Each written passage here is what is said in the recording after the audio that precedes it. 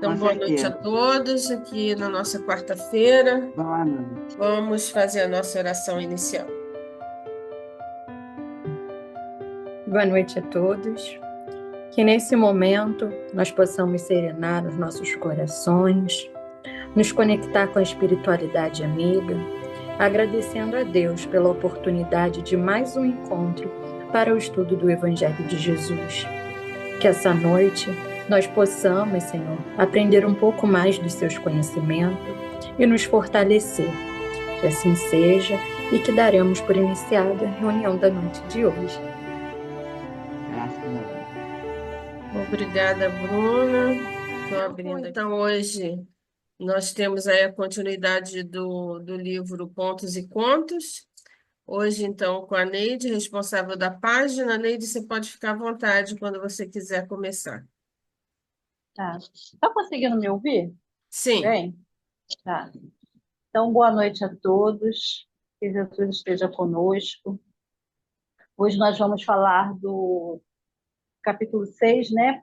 Do livro Contos e Contos, O Doente Grave. Essa história é uma história muito interessante, muito bonita, e Humberto de Campos, ele vem nos contar essa história sobre uma mãe, né? Uma mãezinha que tinha dois filhos.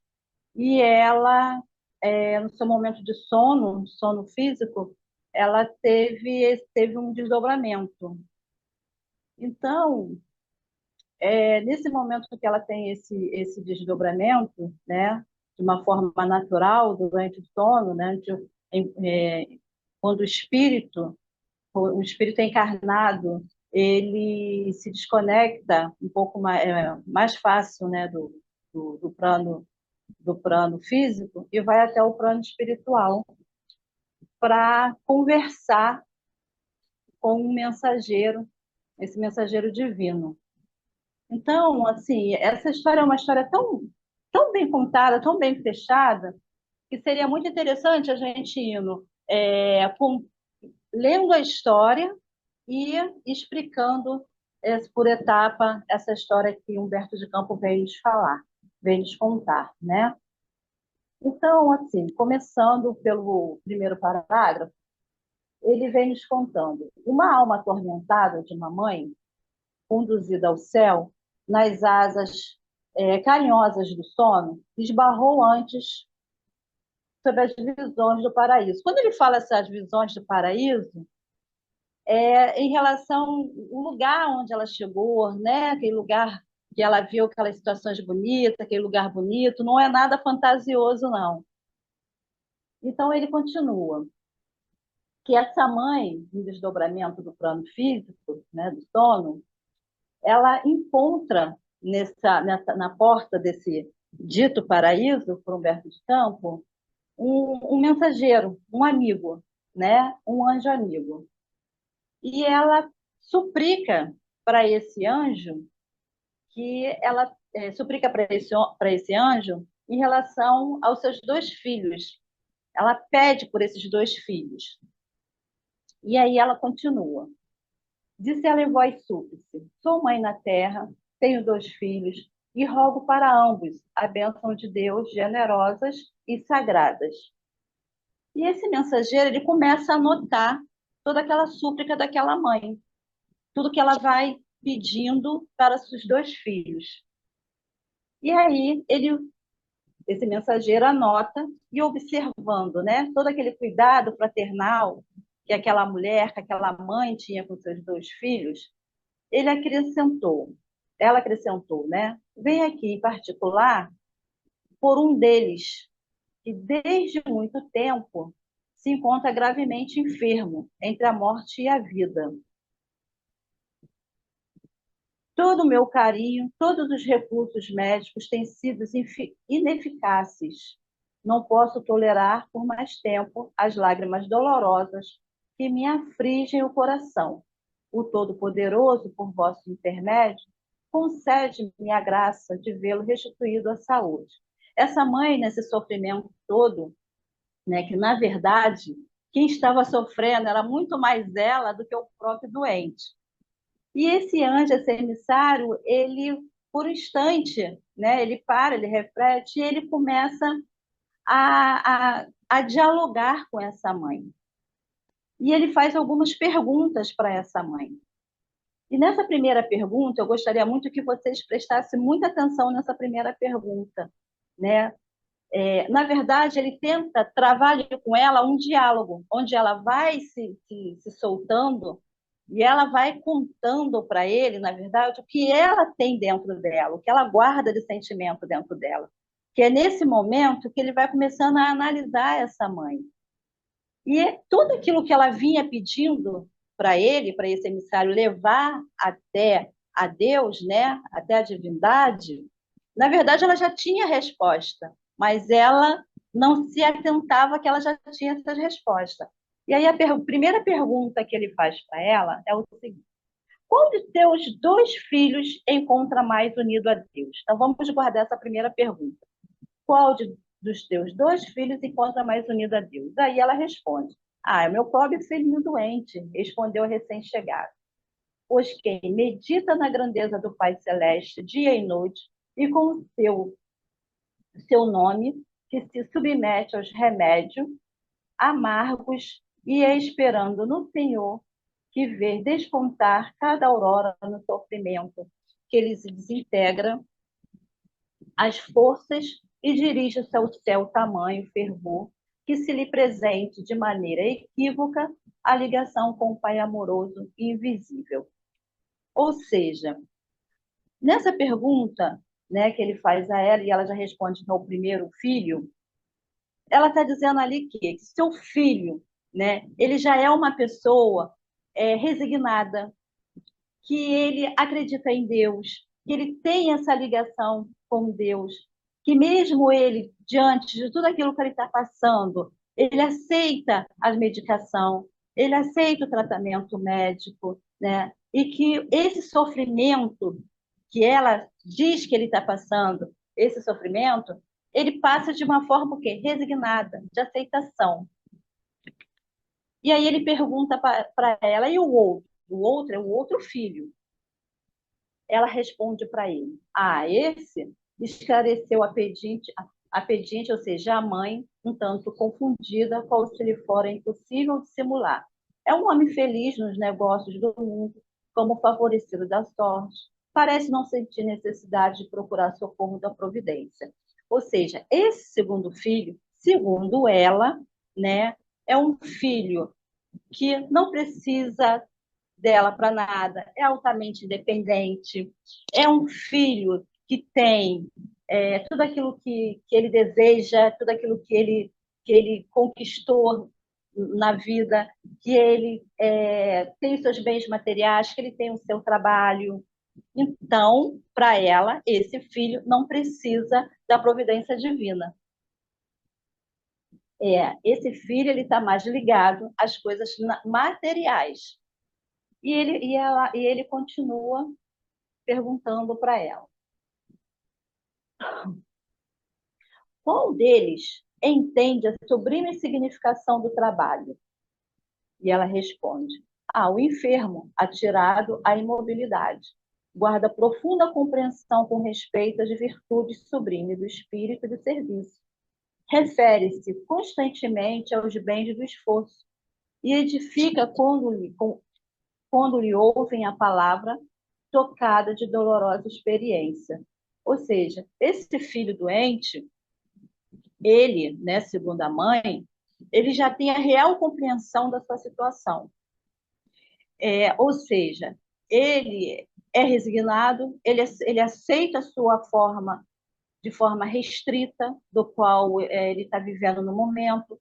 Talvez seja, né, sim, para outras pessoas, até de própria experiência, e ele tem essa noção de que talvez ele sirva de experiência para outras pessoas. Então, na verdade, ele serve de experiência para si mesmo. Esse restrito para ele, né? Ele serve de experiência para si mesmo e ele já tem consciência de que ele tem uma força, que ele tem coragem, que ele acredita em Deus. Mas até então, essa mãe, ela vai contando tudo isso, ela vai falando tudo isso para esse emissário, porque ela já tem a resposta, né, do qual ele precisava levar os seus pedidos para Deus e qual seria a resposta que Deus daria para ela. Ela já tem dentro dela. E aí ele continua. E o outro? Pergunta sobre o outro. Ele sempre pergunta sobre o outro. Perceberam que ele sempre pergunta sobre o outro filho? E ela responde: já o outro, né? Vamos lá. Talvez pelo gênero de vida que se consagra, deixa de ver as belezas da ação própria, dispondo de muitos servidores, descansa nos trabalhos alheios, não conhece o radioso convite da manhã, porque se levanta do leito demasiado tarde, nos hotéis de luxo, e permanece estranho às bênçãos da noite, uma vez que o corpo saciado em mesas abundantes e extravagantes não lhe confere oportunidade de sentir sugestões santificadoras da natureza. O outro filho, que é o filho realizado, né? Esse filho, ele vive na riqueza. E muitas das vezes ele não percebe as outras pessoas que estão do lado dele, amigos mais íntimos, né? Ele não percebe os familiares, ele não percebe a situação da mãe, não percebe a situação do irmão. Por quê? Porque ele vive na riqueza. Ele vive, na verdade, distraído, né? Ele está distraído pela oferta que o mundo nos dá, desse mundo social. Então, para essa mãe, ele está bem, fisicamente ele está bem, né? Ele é o filho que não precisa que ela peça, né, diante das orações dela, para ficar como assim? Ela pensa que se ela ficar pedindo para esse outro filho, ela está incomodando a espiritualidade, né? Ela está incomodando a divindade. Então, para essa mãe, né, que fala do outro filho, que ele não tem uma convivência familiar, ele não pensa nisso. Então, ele está vivendo ali aquele momento da riqueza, das coisas do mundo, né? Quando ela fala que ele vive no luxo, vive nos hotéis luxuosos, né? Ela está falando da riqueza mesmo, que a gente, depois eu até comentar, que está lá no Livro dos Espíritos. E aí ele continua na terceira pergunta. Qual deles percebe o desejo de confraternização com os homens, nossos irmãos? Tornou o mensageiro perguntar, e até muito sorridente para essa mãe. E ela responde: o que está preso, né, à enfermidade angustiosa, está preso na enfermidade angustiosa, recebe os amigos de qualquer posição social, com indisfarçável reconhecimento, recolhe expressões de carinho com lágrimas de alegria a lhe saltarem dos olhos, emociona-se com a menor gentileza de que é o objeto. E agora, e parece deter agora um laço de amor forte e sincero, mesmo para com aqueles que, com outro tempo, lhe foram inimigos e perseguidos. Esse filho que está doente, né, que está enfermo, ele, dentro da sua situação restrita, do seu corpo físico, ele acolhe, na verdade, a gente acha que quando a gente vai fazer uma visita fraterna, a gente está levando, né, o nosso amor, o nosso carinho. Sim, estamos levando o nosso amor, o nosso carinho. Mas muitas das vezes, a gente perceber, a gente está recebendo muito mais do que a gente está dando. Porque aquela pessoa que está ali, doente, ela já tem a certeza, né, de que ela está sendo amparada. E era a situação desse menino. Ele sabia que ele estava sendo amparado por Deus. Ele tinha certeza da bondade de Deus, que o pai não tinha o abandonado. E aquelas pessoas, ele aceitava de bom grado aquelas pessoas indo ali levar um carinho, levar uma gentileza para ele. Ele aceitava. Ele não era rebelde, né, à sua situação. Ele já tinha essa aceitação. E como ela diz aqui, talvez aqueles amigos de hoje, ou daquele tempo ali, que Humberto fala para nós, aqueles amigos poderiam ter sido inimigos de uma outra vida, ou até mesmo daquela vida mesmo. Poderiam ter sido inimigos que, em algum momento, né, eles tiveram alguma desavença, e através dessa doença, ele começou a valorizar mais a vida e perceber o quanto é importante não só o perdão, mas também a sua família e os seus amigos. E ela vai dando as respostas para esse amigo, para esse mensageiro. E ele pergunta novamente: e o outro? Ela responde: o outro vive os favores do mundo, comentou nobremente a palavra maternal, ou seja, aquela mãezinha. Ele isolam-lhe a personalidade à distância dos júbilos domésticos, ou seja, ele não percebe a situação que aquela mãe ou que a sua mãe está vivenciando com o seu irmão. Em rodas restritas e fantasiosas ou nas regiões elegantes onde rolam fortunas igual a dele, assediado pelo empenho do mundo social, cujas ideias se modificam à feição do vento, ou seja, tudo se modifica muito rápido. Nunca encontra tempo necessário para sondar os sentimentos afetivos dos companheiros que o céu lhe enviou à estrada comum. Ou seja, ele não percebe em relação à afetividade, em relação à família. Não é que ele está perdido no mundo, ele está desconectado com os sentimentos, né, familiares, ele está desconectado com a relação à divindade. Ele está desorientado, né? Ele está vivendo desavisado. Ele está perdido, mas não é perdido em relação a fazer o mal para alguém, porque ele está deslumbrado com a situação que ele está vivenciando, que é a riqueza. Então, ele está fora do caminho, fora daquele segmento, né, do qual Cristo vem nos ensinar. Então, ele está deslumbrado com as coisas, né, que o mundo nos oferece, distraído com essa situação do mundo, com as questões sociais. Então, a riqueza para ele está fazendo com que ele esteja vivendo uma vida frívola, né? Esteja vivendo uma vida de supérfluos.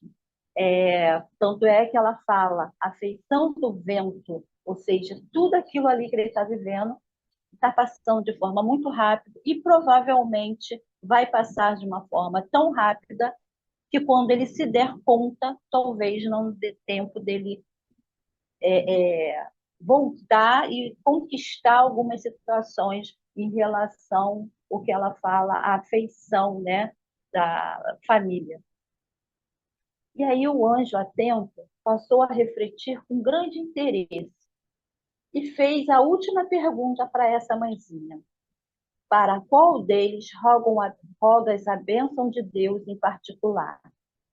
E aí ela fala: em favor do pobrezinho que agonia no leito, informou a ternura materna. Ou seja, o pobrezinho que ela mesma, enquanto mãe, ela sente pena. Que ela mesma, enquanto mãe, o chama de pobrezinho que está agoniando no leito.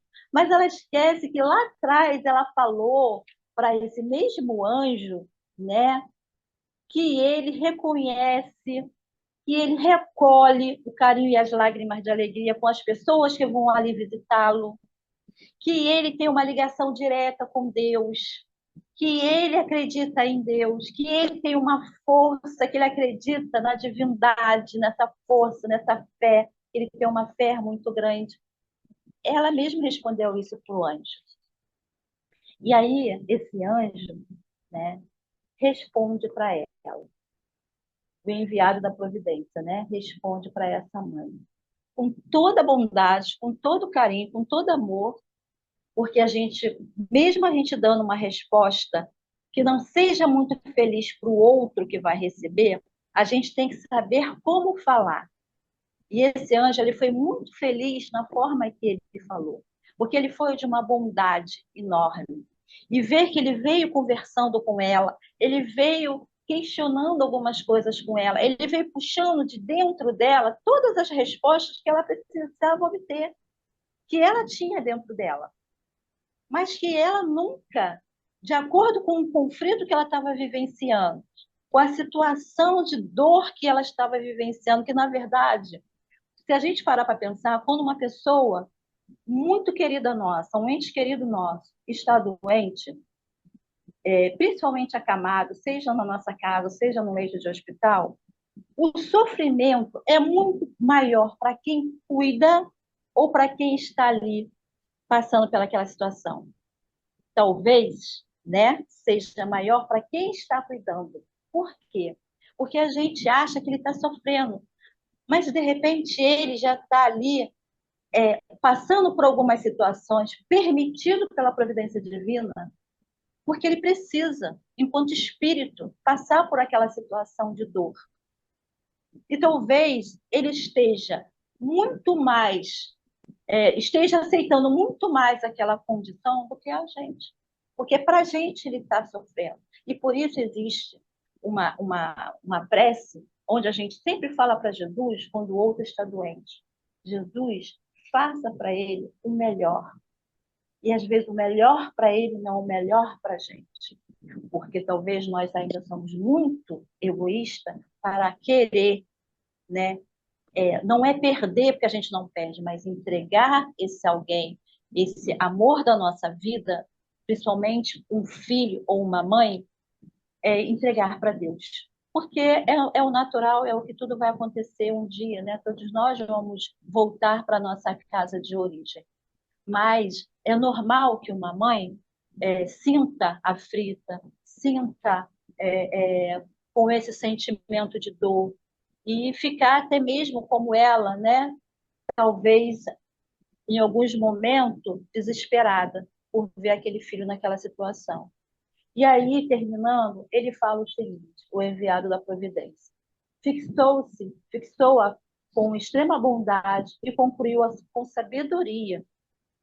Volta à terra e reconsidere as suas atitudes do teu carinho. Não é a atitude do filho com o filho, é a atitude do carinho dela para com os dois. O enfermo do corpo, ele vai muito bem. E lembra lá da primeira pergunta? Vamos voltar lá rapidinho na primeira pergunta. Qual de teus filhos se encontra mais unido a Deus? E ela responde: o que medita a grandeza do Pai Celeste dia e noite. Então, dia e noite, aquela criança ou aquele rapaz, ele estava sempre em conexão, né? Conectado com Deus, com Jesus, com a espiritualidade. E ele continua. O enfermo do corpo, ele vai muito bem. Já entende a necessidade de união com o Divino Pai. E distingue em verdade os homens uns dos outros. É o grau de suas relações com a vida mais alta. Ou seja, ele já sabia distinguir ali quem eram as pessoas, né, que estavam ali com ele, que o ajudavam. Ele tinha essa aceitação da sua própria doença. E ele aceitava com alegria o abraço fraterno, a visita fraterna. Então, esse doente grave, para essa mãe, né, que estava em conflito, esse doente, ele estava bem espiritualmente. Fisicamente estava doente, sim, era o que ele precisava passar no momento, mas espiritualmente ele estava muito bem. Ele estava conectado com o Pai, muito mais do que essa mãe que vivia em prece e em oração. E ele continua. O grau, os homens, ele já consegue distinguir em verdade os homens uns dos outros, e o grau de suas relações com a vida mais alta. Mais alta seria, ele estava falando da espiritualidade, do divino, né, de Deus. Renova, pois, os seus votos, tuas preces ardentes, porque o doente grave é o outro. O outro quem? O outro que ela achava, né? Que ela achava que ele estava muito bem fisicamente, que ele era pleno de saúde, que ele era pleno de inteligência, que ele estava pleno no seu trabalho, que ele estava pleno de dinheiro, que ele estava ótimo. Mas não, porque ele estava perdido, ele estava desorientado, ele estava seguindo um caminho que era o caminho, né, daquele caminho que se diz, deixe a vida te levar. Então ele estava deixando a vida levar ele, e ele não estava sabendo levar a vida. Então, meus amigos, assim, eu queria pedir rapidinho, porque para fazer só uma leitura, que essa história, ela nos relata dois fatos.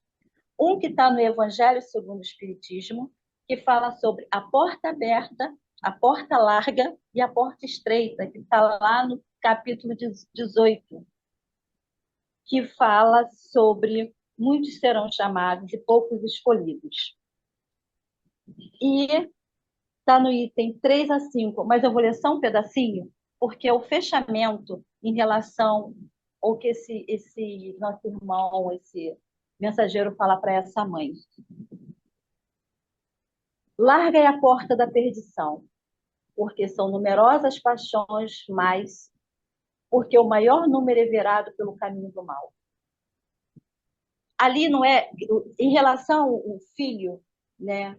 O filho que é pleno, segundo essa mãe, não é que ele era mau. Ele só estava desorientado porque ele estava deslumbrado com tudo aquilo que ele estava vivenciando. Ele estudou, ele trabalhou, ele ganhou, tudo bem, mas ele estava sabendo lidar com essa situação. E ele continua aqui, no item 5, tá? Estreita é a da salvação, porque há grandes esforços sobre si mesmo é obrigado o homem que queira transpor para vencer suas más tendências. Aí esse já é o doente grave. Por quê? Porque ele estava numa condição aonde ele não tinha para onde ir, não tinha para onde correr. Ou ele aceitava, e graças a Deus ele aceitou a sua condição. Talvez se ele não tivesse nessa questão da porta estreita, será que ele também não estava com essas tendências que estava o seu irmão, que estava vivendo na riqueza? Né? Então, assim, ele estava vencendo as suas próprias tendências, ele estava vencendo a si mesmo. Esse irmão doente, ele estava vencendo a si mesmo. Ele não estava vencendo ninguém, ele estava vencendo a ele mesmo. E ele continua. Coisa a que poucos se resignam.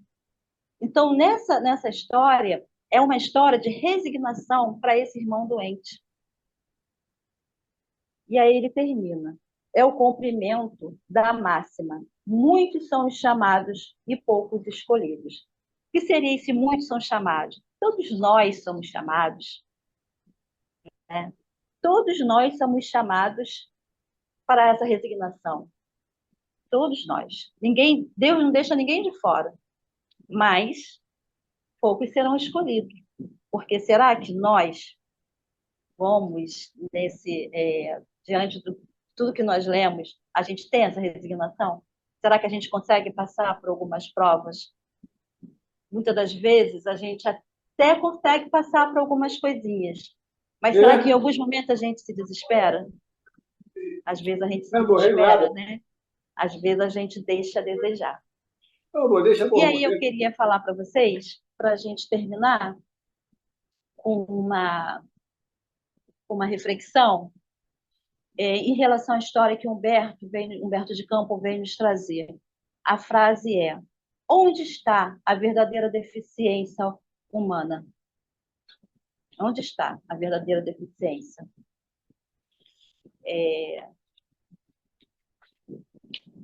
Então, eu usei para esse estudo, né, o Evangelho segundo o Espiritismo, eu já citei o capítulo 18, e também usei lá no livro dos Espíritos, que fala sobre a riqueza. E para terminar, gente, assim, talvez, né, o carinho e a prece dessa mãe muito ardente, né? Ela estava pedindo as coisas para esse filho doente diante da sua prece, mas não é que ela esqueceu do filho que para ela era um filho que estava bem, que era o filho que estava vivendo de forma, não vou nem dizer aleatória, mas de forma que ele conquistou ali com o suor dele, né? Mas que para ela estava tudo bem, mas não está.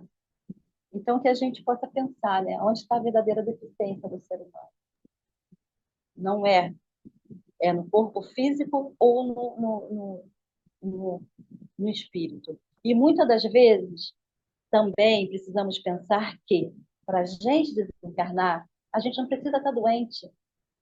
Quantos a gente já viu desencarnar por um acidente, saiu de casa bonzinho, perfeito, está tudo muito bem. E acontece um acidente,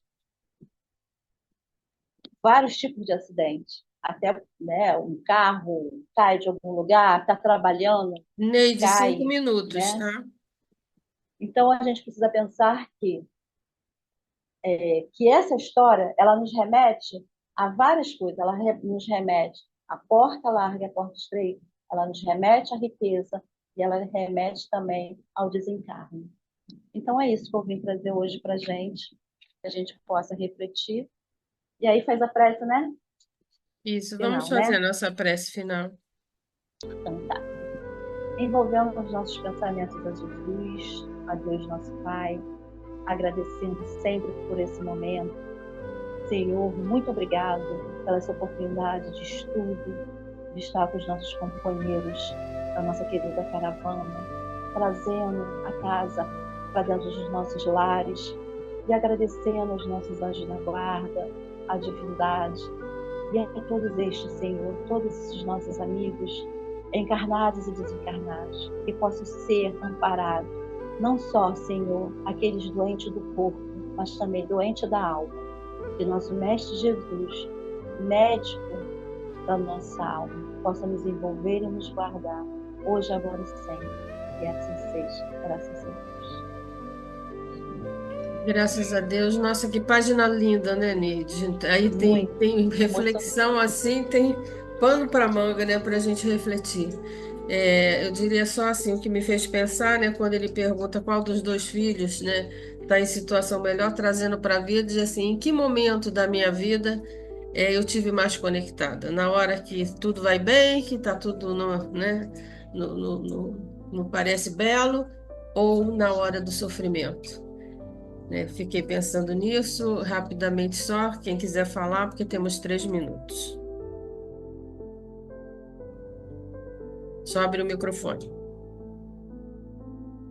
Não sei se vocês vão conseguir me ouvir por causa da chuva. Para mim, passou a questão da sabedoria do uso.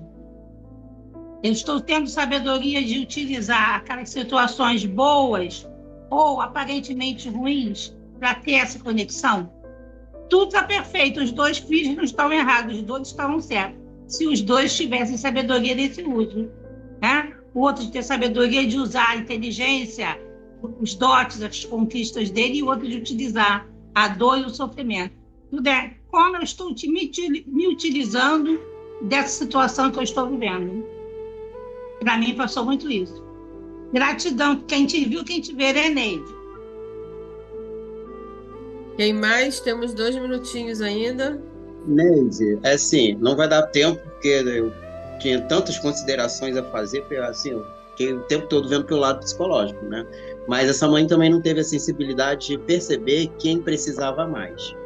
Tá? Tem várias questões, a gente vê o filho pródigo, né? Quando o filho volta, né? Aquele que saiu, que foi procurar o mundo, enfim, foi o que o pai o acolheu. E ela não está acolhendo bem esse filho, dentro do relato e da percepção dela, que a gente só ouve o relato da resposta dela. Isso é o que está no pensamento dela. A gente não ouviu o filho. A gente não sabe se é só pela riqueza que ele estava desconectado do mundo espiritual também. Isso aí é a percepção dela, né? A gente não ouviu uma outra parte para saber, mas essa desconexão dela em relação ao outro filho, que ela não percebeu se que ele precisava tanto, deixou um pouco também que o mundo tomasse conta dele. Mas, enfim, não vai dar tempo para Posso várias discor- considerações que eu Mas eu posso poderia estar discordar? dialogando aí. Mas, claro, eu concordo em você discordar, que a minha percepção e a sua percepção é outra. Então, sim, só nessa tua última fala, que você falou que ela não cuidou muito bem dele. A gente, enquanto mãe, Não, enquanto mas pai, não cuidou muito bem. Ela não teve a sensibilidade de perceber que ele também precisava dentro do contexto que ela relatou aí para aquele espírito.